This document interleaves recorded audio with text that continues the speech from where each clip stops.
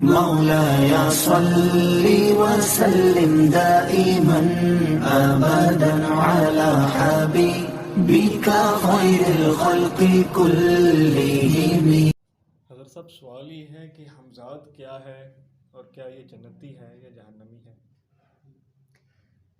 حمزات جو ہے یہ فارسی زبان کا لفظ ہے، اور حمزات جو ہے وہ شیطان کو کہتے ہیں۔ حدیث پاک کے اندر ہے کہ جب انسان پیدا ہوتا ہے تو اس کے ساتھ ایک فرشتہ پیدا ہوتا ہے اور ساتھ ہی ایک جن بھی پیدا ہوتا ہے۔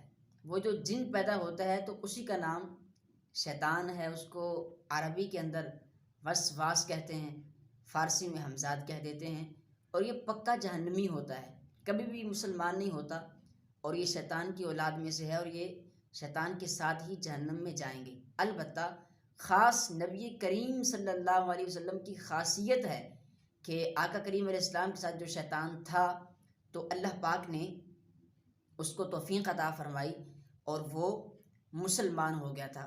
کشف الاستار کی حدیث پاک ہے کہ آقا کریم صلی اللہ علیہ وسلم سے صحابہ کرام نے پوچھا کہ کیا حضور آپ کے ساتھ بھی شیطان ہے؟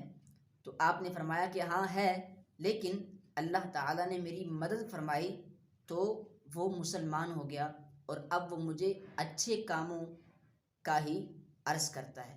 تو یوں حمزات سب کے ساتھ ہے، شیطان کی اولاد میں سے ہے، اور یہ ہمیشہ کا جہنمی ہے۔